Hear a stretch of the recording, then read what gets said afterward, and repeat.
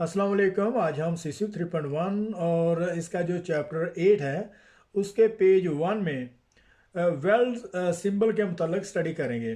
Well symbols drawing में कैसे उनको अंडरस्टैंड किए जाते हैं और फील्ड में इसके क्या फ़ायदे हैं, और कौन कौन सी कंट्रीज़ ने सिंबल्स को वेल सिंबल को किस अंदाज से ड्रा किया है और उसे कैसे समझा जाता है। जैसे ब्रिटिश और अमेरिकन स्टैंडर्ड्स सिंबल्स में क्या डिफरेंट हैं और इसे कैसे जो है इनको स्टडी करते हैं। आज हम वेल सिंबल्स के मतलब वो सारी की सारी जानकारी शेयर करेंगे जो किसी भी कंस्ट्रक्शन फील्ड में बहुत ज़्यादा इंपरेटिव हैं। तो चलिए स्टार्ट करते हैं। Well symbols on drawings. तो ड्राइंग में वेल सिंबल जो है वो जितने भी जिस अंदाज से भी ड्रा किए हैं वो सारे के सारे डिस्कस किए गए हैं इस चैप्टर में। We use well symbols to transfer information from the design offers to the workshop.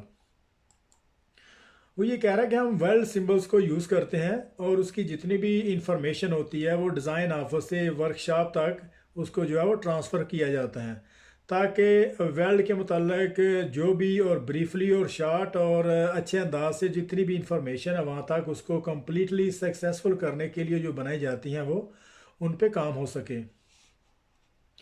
It is essential that a welding inspector can interpret weld symbols. और ये ज़रूरी है कि एक वेल्डिंग इंस्पेक्टर को जो वेल्ड सिंबल के हवाले से अच्छी इंफॉर्मेशन होनी चाहिए कि वो अच्छे से वेल्ड सिंबल को इंटरप्रेट कर सकें। As a large proportion of the welding inspector time will be spent checking.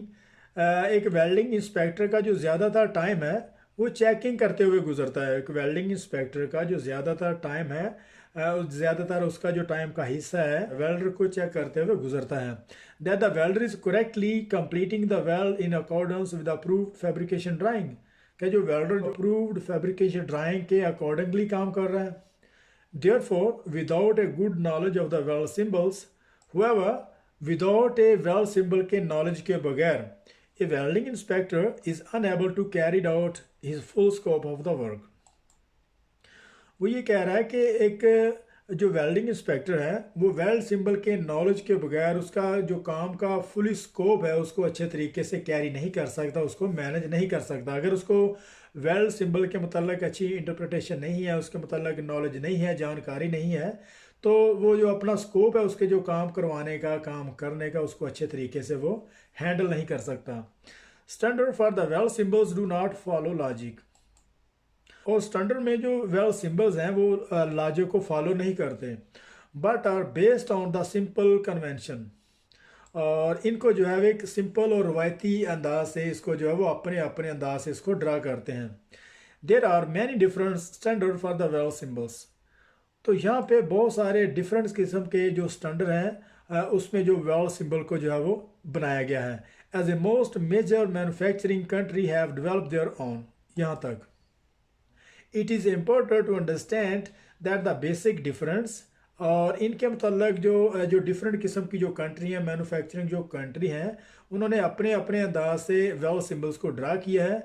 और ये बहुत ज़्यादा इंपॉर्टेंट चीज़ है कि उनका जो आपस में डिफरेंट है उसको अच्छे तरीके से उसको पहचानना होगा। And to able to recognise a drawing standard being used.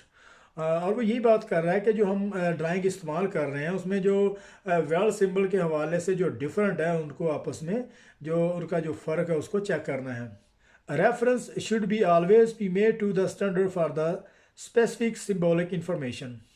और रेफरेंस के हवाले से वो ये बात कर रहा है कि अगर किसी भी सिंबल किसी भी वेल सिंबल के हवाले से कहीं से जो इसकी इंफॉर्मेशन है मुकम्मल नहीं मिलती तो स्टैंडर्ड उसको जो आगे रेफरेंस कर देता है कि किसी फ़लाँ कोड फ़लाँ उसकी जो पब्लिश्ड है फ़लाँ बुक है, अगर उसमें उसके कोड के हवाले से अगर आप चेक करें तो वहाँ पे आपको उसकी जो पूरी की पूरी जो जानकारी है, पूरी की जो इंफॉर्मेशन वहाँ से मिल जाएगी। Basically A well symbol is made of 5 different component. और बुनियादी तौर पर जो वेल सिंबल हैं इनको 5 डिफरेंट कंपोनेंट में जो इसको जो है वो डिवाइड किया गया और इसको जो है वो ड्रा किया गया है। Common to all major standards. और ये जो 5 डिफरेंट किस्म की जो कंपोनेंट हैं और तकरीबन ये एक दूसरे से वो मिलती जुलती हैं, सिर्फ थोड़ा सा इसमें डिफरेंट होता है। Arrow lines, the arrow line is always a straight and unbroken line. और जो एरो लाइंस है ये हमेशा जो स्ट्रेट और अनब्रोकन लाइन होती है। जैसे यहाँ पे उन्होंने ये दिखा रहा है कि एक फीदर बना हुआ है और फीदर में सेंटर से इसको जो है वो सीधी स्ट्रेट लाइन, जिसको उन्होंने ऊपर से हाईलाइट भी किया है, इसका मतलब ये है कि वो जो है वो सीधा एरो लाइन की बात कर रहे हैं। और with the exception of the instance in AWS A2.4 यहाँ तक। लेकिन वो ये कह रहा है कि अगर तो हम ब्रिटिश स्टैंडर्ड में बात कर रहे हैं एरो लाइन की, तो उसको जो है वो स्ट्रेट और अनब्रोकन जो है उसको ना। और अगर हम अमेरिकन स्टैंडर्ड में बात करें, अमेरिकन वेल्डिंग सोसाइटी जिसका कोड A2.4 है, तो उसमें जो एरो लाइन के हवाले से थोड़ा डिफरेंस है। और वो ये बात कर रहा है कि जो दोनों पॉइंट हैं एरो लाइन के, जो दोनों पॉइंट हैं उनमें से किसी ज्वाइंट के किसी भी एक पॉइंट पे टच होना चाहिए, एज शॉन बिलो, जैसे उन्होंने नीचे दिखाया हुआ है। अगर हम बात करें कि single bevel the reference line must touch the arrow line, और यहाँ पे ख़ास कर वो रेफरेंस लाइन की बात कर रहा है और उसके साथ उसने यहाँ पे इसको जो है वो हाईलाइट भी, इसको जो डार्क बनाया हुआ है यहाँ पे, इसका मतलब ये होगा वो स्पेशली जो है वो रेफरेंस लाइन ही की बात कर रहा है। रेफरेंस लाइन में टच द एरो लाइन, और उसकी जो रेफरेंस लाइन है उसको एरो लाइन के साथ टच होना चाहिए, जैसे वो नीचे ये दिखा रहा है। And is generally parallel to the bottom of the drawing, और आमतौर पर जो ड्राइंग की जो बॉटम है उसके ये पैरेलल होती है। जैसे अगर हम बात करें कि यहाँ पे ये ड्राइंग है, तो ड्राइंग के सीधा सीधा स्ट्रेट में इसको जो है वो ड्रा किया होता है। There is there for always an angle between the arrow line and reference line. तो बहरहाल यहाँ पे वो कह रहा है कि जो रेफरेंस लाइन और एरो लाइन का जो एक एंगल होता है, दोनों के दरम्यान एक एंगल होता है। The point of the joint of the two line is referred to as a knuckle. The point of the joint of the two line is referred to as a knuckle. और ये to line के दरमियान जो एक angle होता है, एक जो पॉइंट होता है, उसको हम नुक्कल कहते हैं। वो ये कह रहा है कि रेफरेंस लाइन और एरो लाइन के दरमियान जो एक एंगल होता है उसको हम नुक्कल कहते हैं। जैसे कि अगर हम अपनी फिंगर को अगर 90 डिग्री पे इसको बेंड करते हैं, तो इसका जो एक एंगल 90 डिग्री पे जो कॉर्नर बन जाता है, जिसको हम एक एंगल पॉइंट भी कहते हैं, तो उसको हम नुक्कल कहेंगे। The symbol the orientation of the symbol of the line is generally the same in most standard. वो ये कह रहा है कि वेल्ड सिंबल में जो एक स्टैंडर्ड में जो वेल्ड सिंबल है उसकी जो ओरिएंटेशन आमतौर पर एक ही अंदाज से एक ही रुख पे होती है। हुआ यहाँ से इसको देखते हैं। However, this concept of the arrow side and other side is shown different in some standard. However, the concept of the arrow side and other side is shown different in some standard. वो कह रहा है कि ताहम जो arrow side और other side का जो कंसेप्ट है वो मोस्ट स्टैंडर्ड में डिफरेंट है। जैसे कि अगर हम अमेरिकन स्टैंडर्ड में बात करें कि अगर रेफरेंस लाइन के ऊपर जो है वेल्ड सिंबल दिया हुआ है, तो जो वेल्ड प्रोफाइल है उसको जो उसके बिल्कुल दूसरी साइड पे, अदर साइड पे उसको प्लेस करेंगे।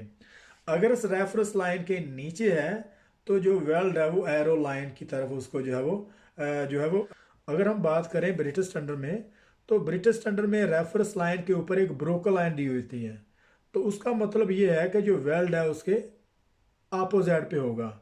अगर वो रेफरेंस लाइन के नीचे भी अगर जो ब्रोकन लाइन वो दी हुई हो, तो उसका तब भी यही मतलब बनता है कि जो वेल्ड है वो अदर साइड पे होगा। The convention is explain with the following text for the UK. और इसका जो मेन डिफरेंट है, और यूके में जितने भी वेल्ड सिंबल के हवाले से जो इन्फॉर्मेशन है वो कह रहा है कि नेक्स्ट पेज में हम इस पर स्टडी करेंगे Europeans and the ISO standard. और इसमें जो यूरोपियन है और आईएसओ स्टैंडर्ड का जो डिफरेंट है उस पर भी AWS A2.4 convention for the arrow and other side following that of the BS 499।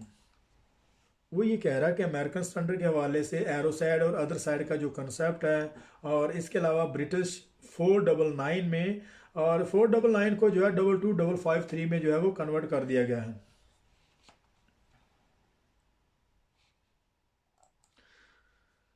The dimensions basically all cross section dimension are given to the left. और बुनियादी तौर पर जितनी भी क्रॉस सेक्शनल डिमेंशन होती हैं उनको जो है वेल्ड सिंबल के लेफ्ट साइड पे जो है वो डिस्प्ले किया होता है। And all linear dimensions are given to the right hand of the symbols in most standard. और बहुत सारे स्टैंडर्ड में जो लीनियर डिमेंशन है उनको जो है वो राइट साइड पे उसको जो है वो दिखाया होता है। जैसे और लीनियर डिमेंशन और क्रॉस सेक्शन डिमेंशन क्या होती है, इसको अभी हम देखते हैं एक पिक्चर को। वो मेरे ख्याल में नीचे पेज 2 में है, उसको देखते हैं अभी। हाँ, ये एक पिक्चर है। तो इसमें जितनी भी लीनियर डिमेंशन और क्रॉस सेक्शन डिमेंशन है, इसको जो है वो यहाँ पे प्लेस किया हुआ है। तो ये एक एरोलाइन है। सबसे पहले हम जो इसको जो स्टडी करेंगे एरोलाइन, इसका जो रेफरेंस लाइन है जो सीधी स्ट्रेट लाइन जा रही है, इसको हम रेफरेंस लाइन कहेंगे। और इसके सेंटर में एक जो है वेल्ड सिंबल, फिलेट वेल्ड के सिंबल को यहाँ पे प्लेस किया हुआ है।